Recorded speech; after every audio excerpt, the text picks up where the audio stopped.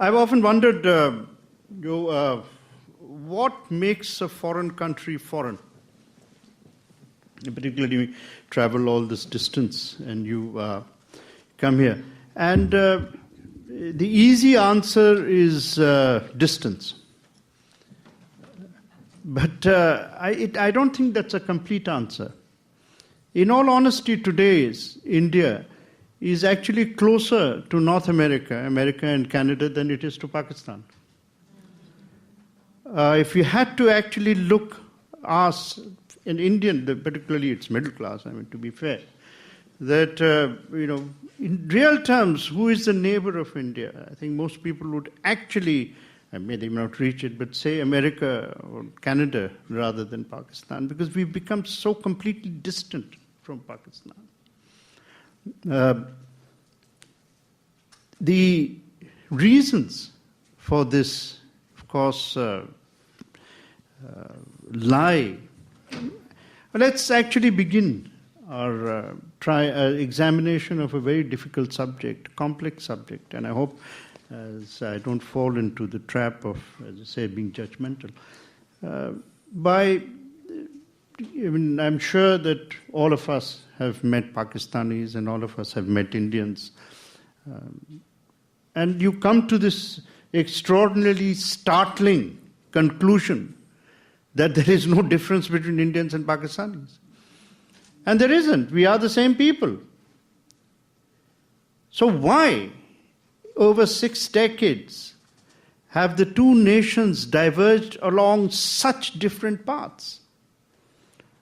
India has its share of faults. God knows it has. And those that God doesn't know about, we as journalists tell you. But why does India seem as if it is evolving towards a horizon?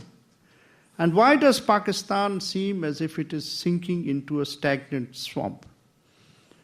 The reason lies not in the character of the Indian and the Pakistani. The reason is, and this is one of the themes of my book, that the idea of India is stronger than the Indian. And the idea of Pakistan is weaker than the Pakistani. Now, having sort of said this dramatic thing, I have to now go around and explain what do I mean by this. What is the idea of Pakistan?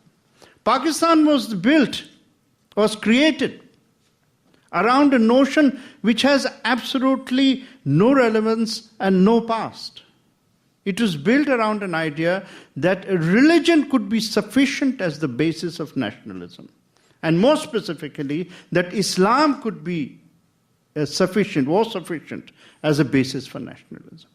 Now, I will not actually bore you into the many reasons why the founders of Pakistan, in particular Jinnah, who was one of the persons I admire, actually, greatly. Jinnah was a genuine hero in the mold that, not least because of a sin, of a common weakness he shared with Joe and me. But when Jinnah, he was a kind of character who, after he ate his dinners, and those of you who know British law know that if you really want to be a successful barrister in the British system, all you have to do is eat dinner at Lincoln's Inn. But even seriously, after he had eaten his dinners, he still actually wanted to play Romeo at Old Vic. He wanted to be a Shakespearean actor. And till his last days, whenever he felt low, and those who lived, there's one of the things that I learned while I was researching the book is not to be censorious about this generation, because they were living at a time when the future was completely in a fog. Today it's easy for us to understand what democracy is all about. We've had 6 decades of experience, but in the 1930s, who knew what this animal democracy would become? Europe was producing Hitler out of democracy. It was producing Mussolini out of democracy. These were their contemporaries, mind you. This is what the news they were reading, that this is what the vote had produced. So who knew what this strange democracy as we know it today did not exist. In France, the women did not have the vote till 49. And so on and so forth. So nobody really, so you can't really go around blaming X or blaming Y for it, but except try and understand. So how did he, and he had repeatedly warned against mixing religion and politics. In fact, he held it against Gandhi, that Gandhi was doing this quite often in his career. So how did this person reach a point where he actually thought? Very interestingly, the clerics, the theologians of Islam, when you think, particularly look at the world of Islam and from the West, from Canada or from America or from Britain, for a variety of reasons, the first and most substantive image that comes to your mind is of the Arab. But the Arab constitutes only 20-25% of the world of Muslims. The largest in the British Raj, the British Empire, used to actually taunt the Caliph, taunt the Turks, and saying, how are you calling yourself the Khalifa or the Caliph? You see, because the largest number of Muslims in the world lived under the British Empire and the British Raj of India, between Afghanistan and Burma. And that really, till today, if you add up the populations, is the largest constituency of Muslims in the world as one broadly ethnic group. So, and the intellectual centers of Islam were also in India, among them being Deoband. In fact, it was the Imams of Deoband who stood up against Jinnah and said that where in the history of Islam have you discovered this notion that religion can be the basis of nationalism? Islam is a brotherhood, it is not a nationhood. Within a few years, within 2 or 3 years of the death of the Prophet, peace be upon him, the Muslims were split politically between Shia and Sunni. And that was a conflict till today, which has nothing to do with religion, by the way. It has nothing to do with the basic tenets of the faith. It is a battle for power. And who shall succeed the Prophet as the Imam or as the leader of the people? All I'm trying to say is that there is no record, no basis. As Maulana Azad pointed out very effectively, he says, well, if religion was sufficient as the basis of nationalism, why would there be 22 Arab countries? They have religion in common, they have language in common. Language is actually a far more relevant basis for nationalism. Whole of Europe is, after all, has been created on the basis of linguistic nationalism.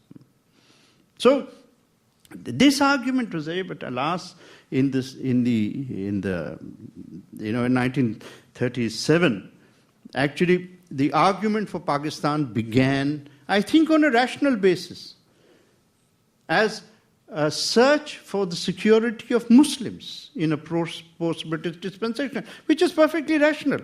Every minority has a right to worry about its future.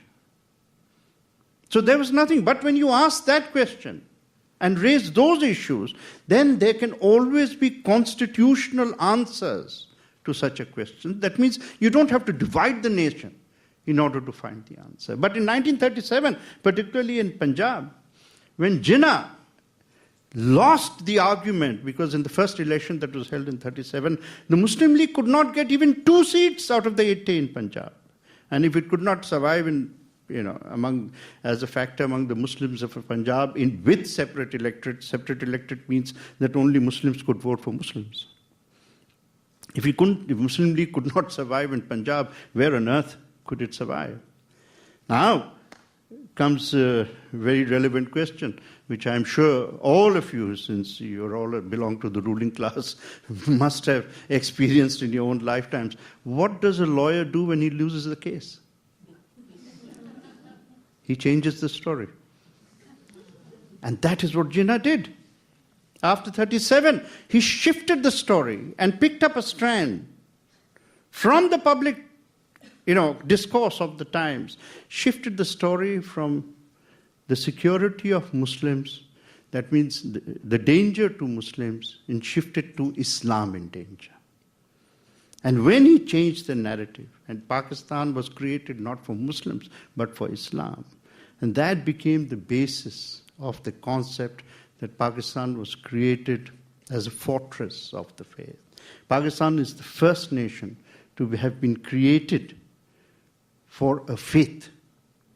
rather than for a people.